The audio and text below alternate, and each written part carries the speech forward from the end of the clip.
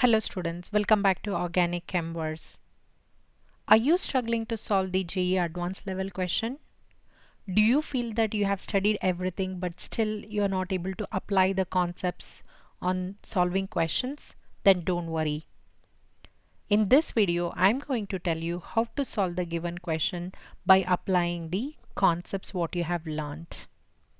Let's get started. There is a reactant molecule. It is undergoing series of reactions to form the product P. There is a hint given here that the product P responds to 2,4-DNP test. That means you should know what is 2,4-DNP test is. Based on the structure of the product P, you have to choose the right statement or statements from the given options. So in order to solve this question, you need to know what are the reagents and what sort of reaction this molecule is undergoing and what is the structure of the product P, and if the P is undergoing certain reactions like iodoform reaction or reaction with hydroxylamine, what will be the structure of the products. So let's get started. So this is a reactant. You see at para position there is a methoxy, right?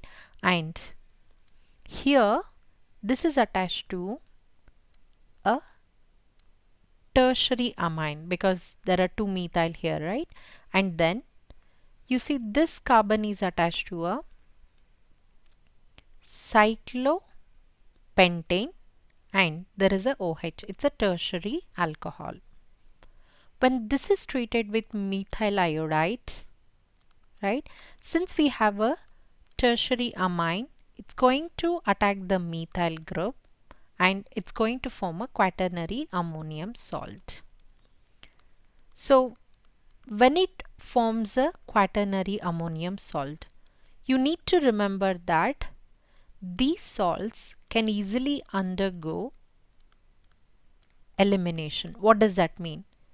It will undergo Hofmann elimination when you treat this with a silver oxide, water condition and heating, right?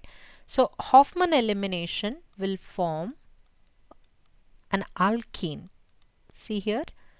Here we have a carbon. It is attached to the carbon here, CH2, right? And what about here? This is intact. No reaction over here as of now. Right?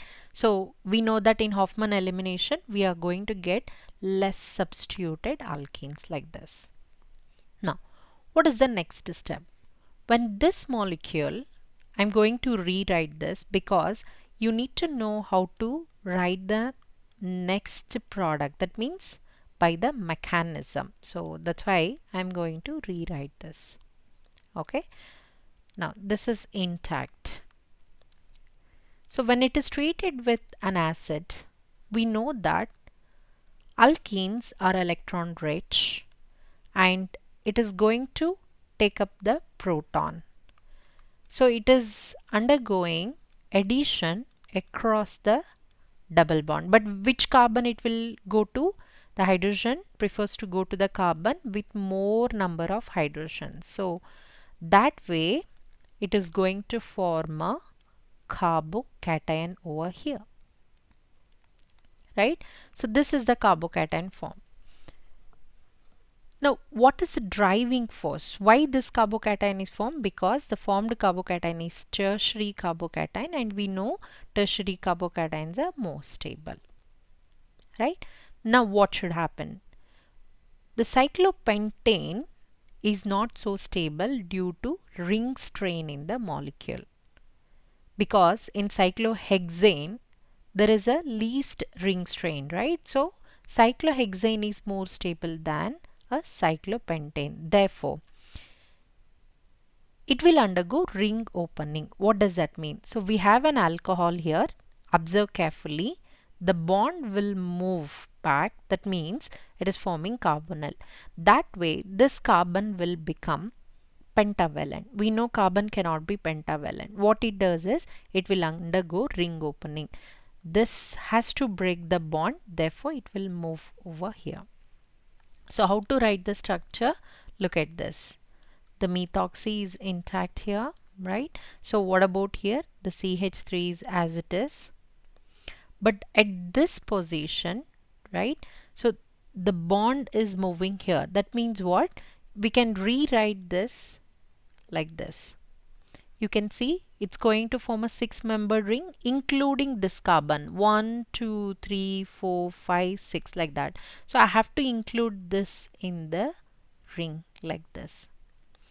The adjacent carbon to that will be carbonyl like this, right? So this is our final product P. So let's write down our final product once again. Look at this, right? Cyclohexanone, and then this is a methyl.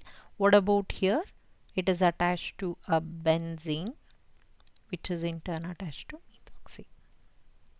This is our product P. Let's see whether this is the product or not. For that, there is a hint here. Does it react with 2,4-DNP? That is 2,4-dinitrophenyl hydrazine. Yes, because the carbonyl will react with 2,4-DNP to form a hydrazone, which is usually orange, a red kind of product, orangish basically. So it's an orange product. Yes, so that is true. Okay. Does it exhibit geometrical isomerism? No geometrical isomerism here. Therefore, statement A is not correct. Can it respond to iodoform test? When the iodoform test is possible, when it is a ketone and there has to be a methyl, at least one methyl group should be there, and when it is treated with iodine and NaOH, it will form iodoform. A yellow precipitate will be formed. Now, does it happen for this molecule? No, because we don't have any methyl ketone. So, this statement is also wrong. Now, P on reaction with hydroxylamine gives 2 geometrical isomer. So, when this P reacts with hydroxylamine, right, it's going to form an oxime, right, and it will form 2 geometrical isomers. What is that? Syn and anti. So we know that whenever there is a ketone, it reacts with hydroxylamine, it forms an oxime and it exhibits syn and anti. Therefore, yes, it will exhibit 2 geometrical isomers. Since A and B are wrong, D cannot be the right option. So the right option here is option C. This way, whatever you have learned, the named reaction, the reagents, the isomerism, all these concepts must be combined to answer such questions. I hope I made this concept and question clear to you, right? The solution is given in an elaborate way, and if you still find some difficulties, you can always post your questions in the comment section. Thank you for watching this video.